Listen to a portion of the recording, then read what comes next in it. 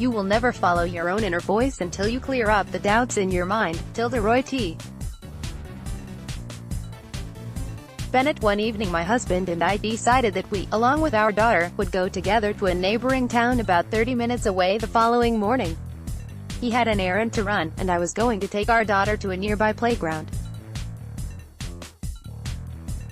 The morning arrived, and as I thought about it, I had a wave of thought that said, I don't really want to go, or maybe it was more like, I'd rather just stay around here because that would be more fun.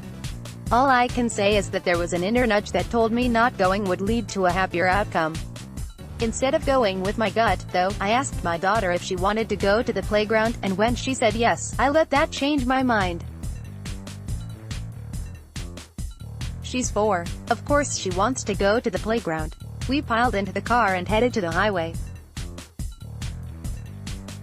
Before you get any ideas about this being a horror story about a car accident or other life-altering incident, let me assure you that nothing terrible happened. Just something that showed me I need to keep up my practice of listening to that inner voice we all have. We dropped my husband off and went to the playground. It was fine, I guess, but sort of frustrating. My daughter played for maybe 5 minutes before asking to go to the bathroom. After that, she said she was ready to leave the playground and have a snack in the car. It had been all of 15 minutes. We got back in the car and drove to the spot where my husband was. After 15 or 20 minutes of us waiting for him in the car, he came out, kind of in a grumpy mood, and we debated who would drive back home. I have a story about not wanting to drive when my husband is in the car. I tell myself he makes me self-conscious and I'd rather just have him drive. I was already in the driver's seat though, and he didn't seem to care either way, so I stayed where I was.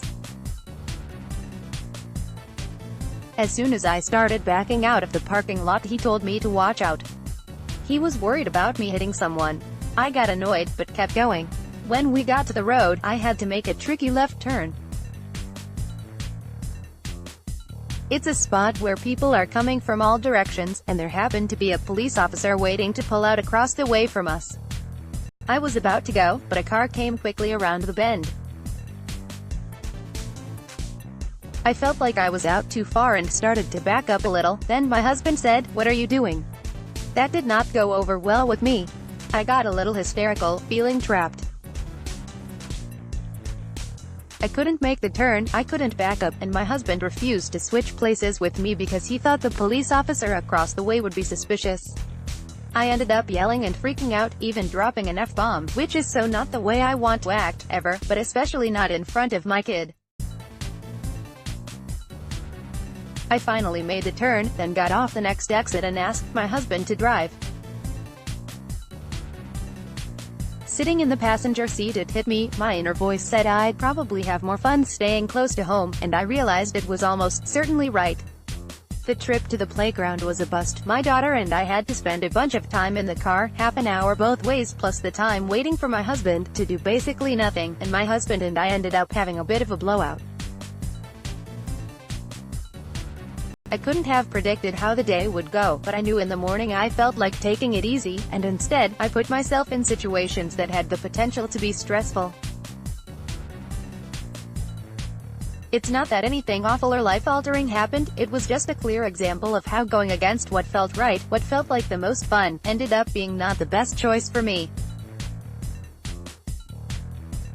And I was particularly annoyed because I've been dedicating time and attention lately to listening to my intuition. Overall, though, I have been getting better at tuning in and heeding the advice of my inner guidance. Here's what I've done over the years to get better at it. I regularly check in with my body. My body is so much smarter than I am. She knows when she's had enough to eat, and she knows when a situation isn't the right one for me. Experiences that don't align with my innermost desires result in me having a tight feeling in my chest or a churning feeling in my stomach, and if things go on long enough, have been known to manifest physical symptoms that send me to the doctor. I once ignored my intuition about taking a job. I'd only lasted there a year, and I was sick constantly. It's rare for me to get sick at all, so this was just a confirmation of what I'd worried about from the beginning. The body knows, even when the mind isn't willing to acknowledge it yet. I started looking at what made me feel light and happy. Like the body, emotions are an incredible guide for showing us where to turn next. If something makes you feel alive and excited, then go in that direction. If something makes you feel low energy and sad, it's time to change course.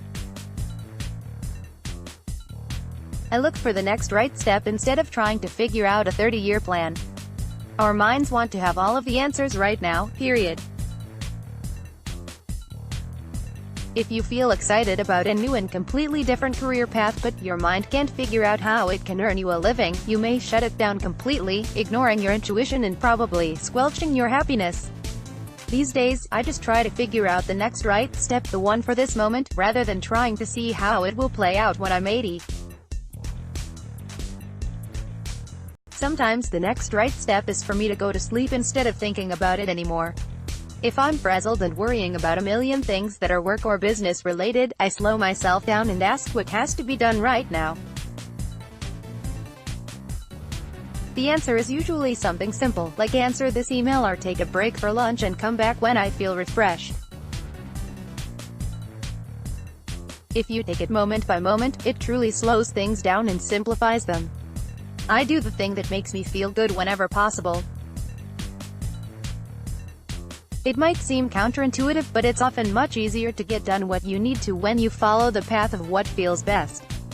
For instance, one evening I needed to write a blog post, but I just wasn't feeling it. Instead of forcing myself to do it, I made some art and watched some TV. After maybe an hour I felt jazzed up and good, and it was incredibly easy and fast to write the blog post. I ask questions with the intention of getting an answer. Instead of walking around all day thinking, I don't know what to do, I don't know what to do, I now make a point of asking, either in writing or in my head, what's the best thing for me? It takes practice, but you'll get answers, even if they're subtle. I can hear you wondering, what am I supposed to do when I have to do something, but my intuition says it's a no-go. I'm the mom of a young kiddo, and even though I don't always feel like getting up with her at the of dawn, or peeling the skin off her apple, or watching that episode of a cheesy cartoon with her one more time, I usually still do it. Time with her at this age, and in general, is fleeting, and to combat the feeling of obligation I remind myself that I chose this life. I also check in to see what I can do in any given moment to make sure I'm getting some feel-good time for myself.